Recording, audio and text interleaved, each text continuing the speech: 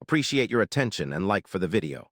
At my wife's workplace gathering, an investor approached her and inquired, "And who is this with you?" She replied, "Oh, he merely drove me here. My car is being repaired. Not my husband, not bearing my name, just a driver." Standing in my tailored suit, the one I donned for crucial client meetings showcasing multi-million-dollar ventures, she diminished my presence with 7 words. The renowned venture capitalist, Cameron, who was being discussed that night, was roughly 10 feet away and heard everything.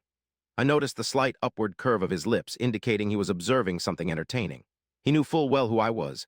We had previously crossed paths at her company events before she introduced me correctly. In that moment, I transformed into an insignificant figure, a chauffeur.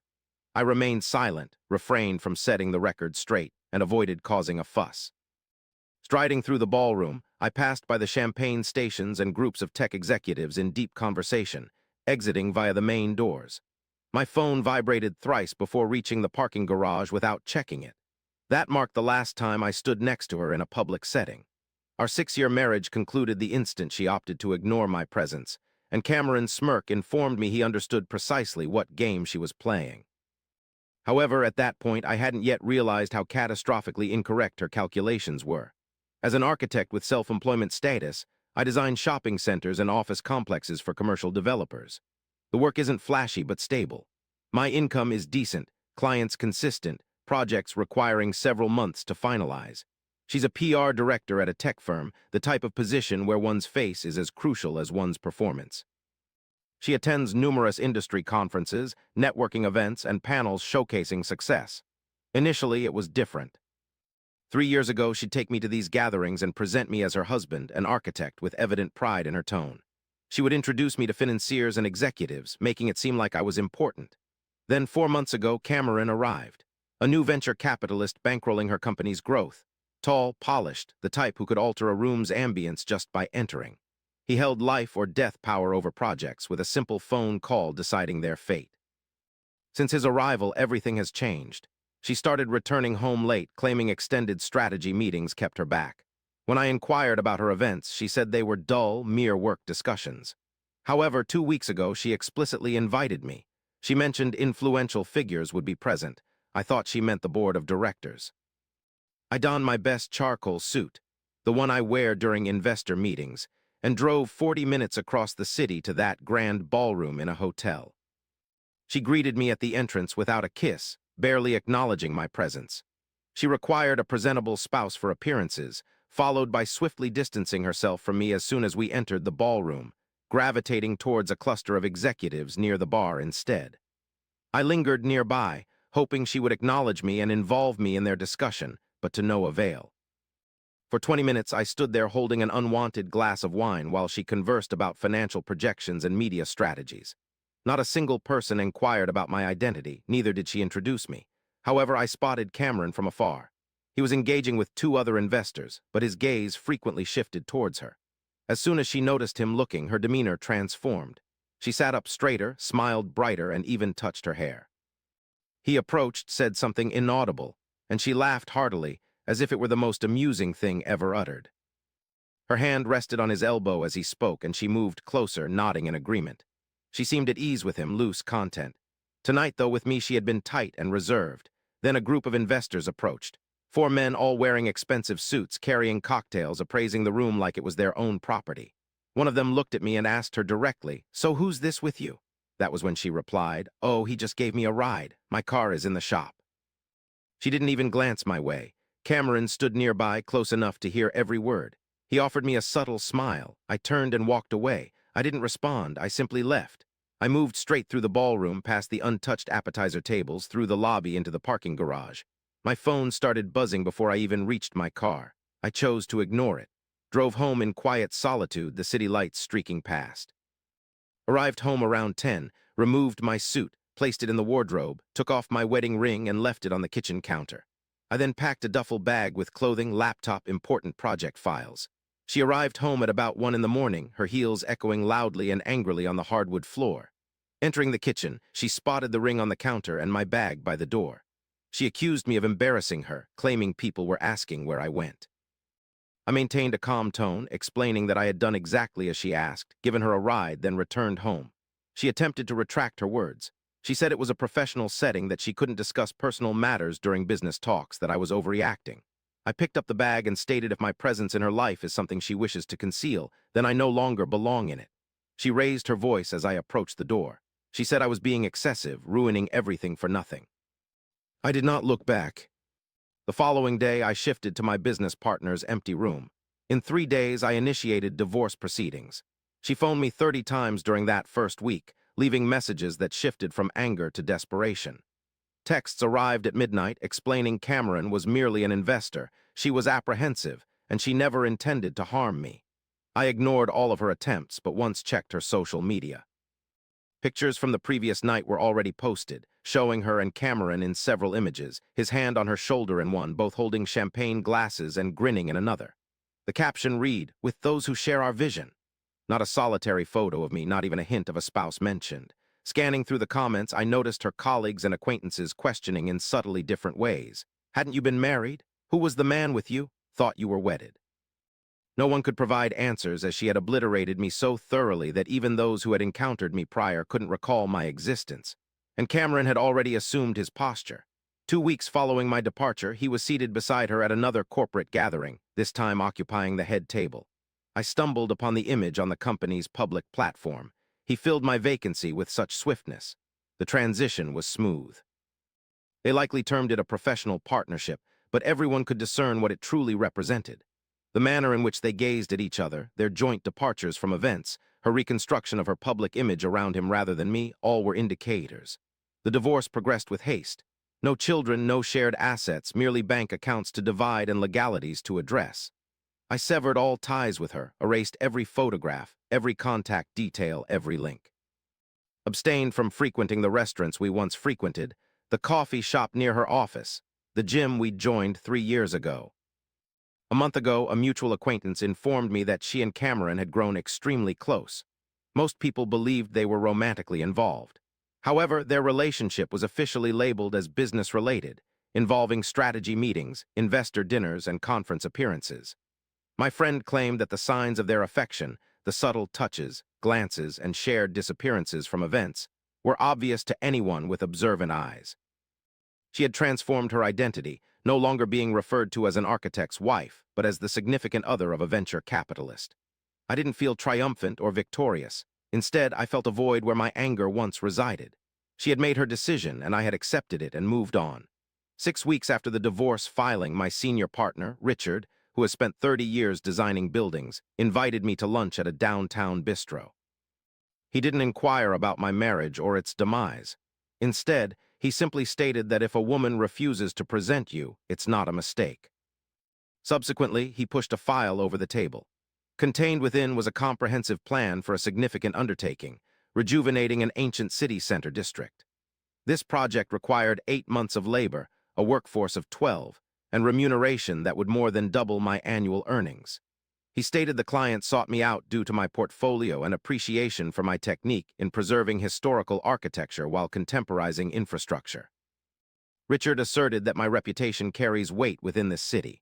I don't require an introduction. People are already familiar with my work. I accepted the project, sealed the agreement that very afternoon, commenced work the following week. The sense of accomplishment washed over me as I stood on a site where my designs were etched on blueprints, where city officials, contractors, and investors recognized me without any need for an introduction. I didn't have to associate with influential figures to matter. All I needed was to produce work that spoke for itself. Scarcely 10 weeks after submission, I found myself savoring coffee at a cafe near my office. I entered, placed my order, spun around to find her seated solitary by the window. Fatigued, aged, the usual self-assuredness was absent. Her gaze fixed on her phone, scrolling mindlessly with no real focus. Upon noticing me, she swiftly rose and advanced before I could react. She announced we needed to converse, admitting she'd reconsidered, confessing she'd erred in everything. I remained standing, merely returning her gaze and stating she wasn't mistaken. She acted. The moment she presented me that night, she displayed what I meant to her clearly. All that transpired subsequently was the result of her choices. She attempted to intervene, explaining fear of her personal life impacting her career, claiming stress-induced panic. I interrupted her assertion. I declared she didn't panic, she acted with intention. Between me and Cameron, between honor and social standing, I expressed no desire to revisit her decisions. I picked up my coffee and exited, leaving her standing in the bustling cafe as onlookers watched. I didn't sense any cruelty, only clarity. She'd been given ample time to comprehend. The way she portrayed it as fear rather than a choice made it clear. She remained oblivious. I was tired of explaining. I displayed every room, guided them through the expansive layout, highlighted the original exposed brick and the city vistas from the master suite. Cameron discussed investment prospects and rate of appreciation. His spouse talked about the nearby farmers' market in the park where children could play. They moved about the place as if already envisioning their mornings there, picturing where bags would be dropped, shoes would accumulate, and light would touch the dining table. In that penthouse, they spent 40 minutes exploring, tracing their fingers along walls, peering through windows, asking the usual questions families ask when attempting to make a space comfortable. The children claimed bedrooms without waiting for approval. The woman snapped photos on her phone, circling in the living room as if gauging the room's essence.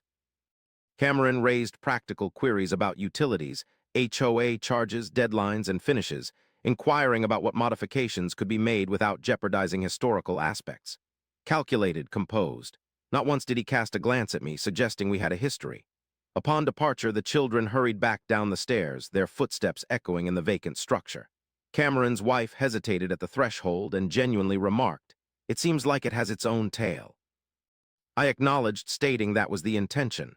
Then they were gone. The SUV drove off into traffic, indistinguishable from any other family on an ordinary day. 3 days elapsed before Cameron called. His tone was steady, as if we were going over a spreadsheet. After discussing it thoroughly, he indicated they were ready to proceed. A week later, he put his signature on the contract and instantly transferred $50,000 into the account. Cold and straightforward, the type of payment detached from feelings.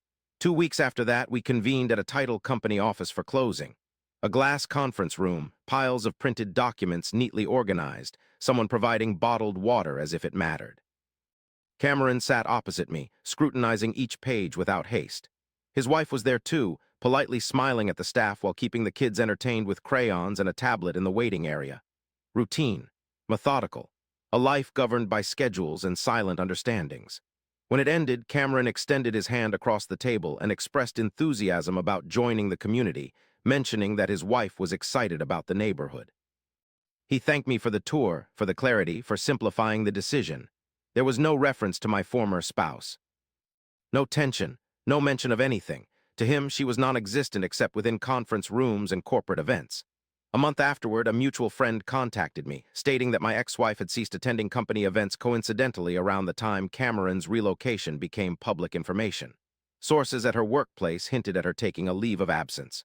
No one knew the reason. No one truly inquired. In that realm, people advance swiftly. They seldom halt to observe what they left behind. I ended the phone call and remained seated at my desk for a prolonged period with my hands resting on the edge of a blueprint. Not to evoke emotions, but to hear them. The old rage didn't surface. The desire to triumph didn't surface. Instead, I felt something softer, like an empty room after everyone departs, peaceful yet secure. As if the ground had finally ceased trembling. Spring arrived and the project progressed as projects do.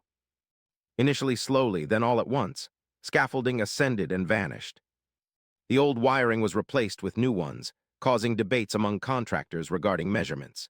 City inspectors visited, their expressions weary as they carried clipboards. On certain days, I stood on the sidewalk, observing sunlight touch the bricks, contemplating the fact that life often revolves around deciding what to construct and what to let deteriorate.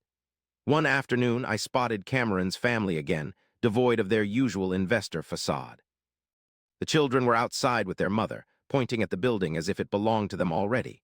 She inquired from Miguel, the foreman, whether the windows still opened as before. He confirmed they would, eliciting a warm smile from her, akin to receiving a small present. Shortly after, Cameron arrived, bearing a bag of pastries. For a brief instant, he appeared as merely a man, striving to transfer his family into a new residence without losing grip on the finer details. He acknowledged me with a single nod, neither friendly nor hostile, simply an acknowledgement. 2 experts sharing the same workspace. Afterward, he returned to his children. That concluded everything. The entire truth lay bare in the daylight where it couldn't be disputed. 3 months following the closure, I visited the site one night after workers had departed. The structure was silent in a manner it never is during the day. Dust floated in the air like mist. The elevator groaned as it ascended, the digits illuminating sequentially. Upon reaching the penthouse floor and stepping out of the elevator, I walked through the vacant unit.